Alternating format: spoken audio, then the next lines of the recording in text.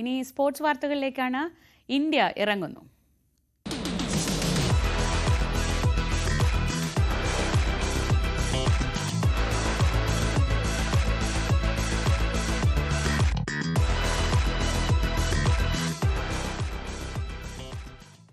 Champions ട്രോഫിയിൽ India ഇന്നിറങ്ങുന്നു. ആദ്യ മത്സരത്തിൽ എതിരാളികൾ ബംഗ്ലാദേശ് ആവുമ്പോൾ പ്ലേയിങ് 11 ആരൊക്കെയാവുമെന്ന തലവേദന ഇന്ത്യൻ ക്യാമ്പിലുണ്ട്. ഇന്ന് ഉച്ചയ്ക്ക് 2:30 ദുബായ് ഇന്റർനാഷണൽ സ്റ്റേഡിയത്തിലാണ് മത്സരം. വിവരങ്ങളുമായി ഹരികൃഷ്ണൻ സ്പോർട്സ് ഡെസ്കിൽ നിന്ന്. ഹരി, എല്ലാവരും ആകാംക്ഷയോടെ നോക്കുകയാണ്. ബുംറ ഇല്ലാത്തത് എത്രത്തോളം ബാധിക്കും, അങ്ങനെ പല പല ചോദ്യങ്ങളുണ്ട്. അതിനൊക്കെ ഉത്തരം ഇന്ന് 2:30 കിട്ടും. എന്താണ് പൊതുവെയുള്ള വിലയിരുത്തലുകൾ?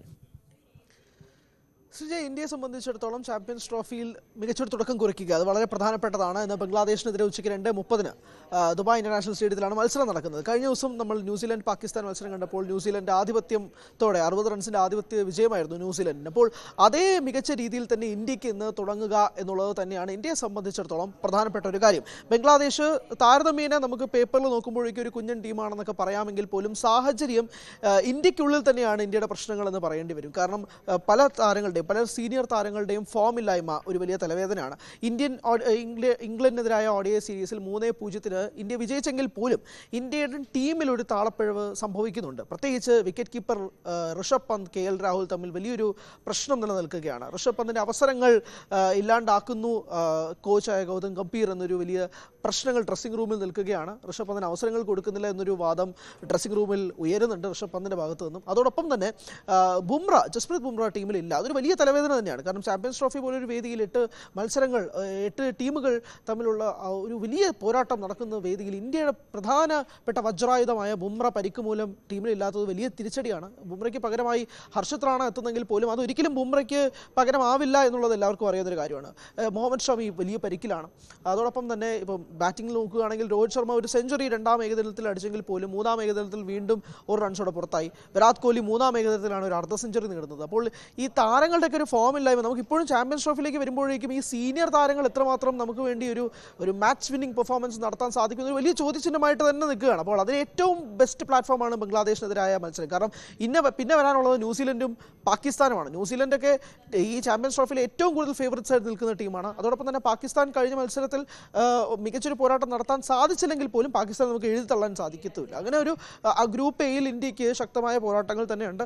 അതിൽ 3 മത്സരങ്ങൾ മാത്രമേ ഗ്രൂപ്പ് സ്റ്റേജിൽ എല്ലാവർക്കും ഉള്ളൂ. അപ്പോൾ ആ ഒരു മത്സരം പരാജയപ്പെട്ടാൽ പോലും വലിയ നിർണായകമാണ്. അപ്പോൾ അതുകൊണ്ട് ബംഗ്ലാദേശിനെതിരായ ടീമിൽ ഏറ്റവും മാക്സിമം സെറ്റാവുക, ടീമിലെ പ്ലേയിങ് 11 ഏറ്റവും വേഗത്തിൽ സെറ്റാക്കുക എന്നുള്ളത് തന്നെയാണ്. 5 സ്പിന്നർമാരുമായിട്ടാണ് ഇന്ത്യ ഇറങ്ങുന്നത്. അത് വലിയ പ്രശ്നവും കൂടിയാണ്. കാരണം എല്ലാ ടീമുകളും ഞെട്ടിത്തിരിച്ചിരിക്കുകയാണ് ഇന്ത്യയുടെ 5 സ്പിന്നർമാരെ നോക്കുമ്പോഴേക്കും. കുൽദീപും വാഷിംഗ്ടണും ഒന്നും പല നാളുകളായി തന്നെ ഇന്ത്യക്ക് വേണ്ടി ഇറങ്ങിയിട്ട് പോലുമില്ല. അപ്പോൾ ആ ഒരു സാഹചര്യത്തിൽ മുഹമ്മദ് സിറാജിനെ പോലെ ഒരു പേസ് ബോളർ ബുംറ ഇല്ലാതിരിക്കുന്ന ഒരു സാഹചര്യത്തിൽ എന്തുകൊണ്ട് ടീമിൽ വരുന്നില്ല, പകരം എന്തുകൊണ്ട് 5 സ്പിന്നർമാർ വരുന്നു, അങ്ങനെ ഒരുപാട് ചോദ്യങ്ങൾ ഇന്ത്യൻ ടീമിൽ തന്നെ നിൽക്കുന്ന ഒരു ഘട്ടത്തിൽ ഇന്ത്യക്ക് പ്രധാന പ്രശ്നം ഇന്ത്യ തന്നെയാണെന്ന് പറയേണ്ടി വരും. എന്തായാലും മത്സരം 2:30 അപ്പുറത്തെ സൈഡിൽ നോക്കുകയാണെങ്കിൽ ബംഗ്ലാദേശിനെ സംബന്ധിച്ചിടത്തോളം ഷാൻറ്റോ നായകനായി എത്തുകയാണ്. ഷാൻറ്റോയ്ക്ക് പക്ഷേ കഴിഞ്ഞ വെസ്റ്റ് ഇൻഡീസിനെതിരായ ODI പരമ്പര ഡിസംബറിൽ നടന്നത് വാഷ് ഔട്ട് ആയി പോവുകയായിരുന്നു. ഒറ്റ മത്സരം പോലും ജയിക്കാൻ സാധിച്ചില്ല. അപ്പോൾ അങ്ങനെ ഒരു തീരെ ആത്മവിശ്വാസം ഇല്ലാതെയാണ് ബംഗ്ലാദേശ് ചാമ്പ്യൻസ് ട്രോഫിയിലേക്ക് വരുന്നത്. ആ ഒരു സാഹചര്യം കൂടി ഉണ്ട്. മാത്രമല്ല ഷാക്കിബ് അൽ ഹസൻ എക്കാലത്തെയും ബംഗ്ലാദേശിൻ്റെ ഏറ്റവും വിശ്വസ്തനായ ഓൾറൗണ്ടർ ഇത്തവണ ഇല്ല. നഹീദ് റാണ ടീമിലേക്ക് പേസ് ബോളറായിട്ട് ആഡ് ഓൺ ചെയ്യപ്പെടുന്നത് ബംഗ്ലാദേശിന് ഒരു ചെറിയ ആശ്വാസം നൽകുന്നുണ്ടെങ്കിൽ പോലും അത് നമുക്ക് പൂർണ്ണമായി ബംഗ്ലാദേശിൻ്റെ മൊത്തത്തിലൊരു കോൺഫിഡൻസിനെ ഉയർത്താൻ സാധിക്കുന്ന രീതിയിലേക്ക് കാര്യങ്ങൾ മാറുന്നുമില്ല. അപ്പോൾ എന്തായാലും ഫേവറേറ്റ്സ് ആയിട്ട് ഇന്ത്യ തന്നെ മാറുന്നു എന്നുള്ള കാര്യത്തിൽ തർക്കമില്ല. എന്നാൽ പോലും ഇന്ത്യക്കുള്ളിൽ ഒരു താളം സൃഷ്ടിക്കുക, അത് കൃത്യമായി തന്നെ എക്സിക്യൂട്ട് ചെയ്യുക എന്നുള്ളത് വളരെ പ്രധാനപ്പെട്ട ഒരു ദൗത്യം തന്നെയാണ്. ഈ സീനിയർ താരങ്ങൾ പ്രത്യേകിച്ച് ചാമ്പ്യൻസ് ട്രോഫി പോലൊരു വേദിയിൽ ഉയരാൻ സാധിച്ചില്ലെങ്കിൽ അത് വലിയ തിരിച്ചടിയായി മാറും. ബാറ്റിങ്ങിൽ ഇന്ത്യക്ക് സംബന്ധിച്ചിടത്തോളം കുറച്ചെങ്കിലും ഒരു കുഷനിൽ നിൽക്കുകയാണ്. കാരണം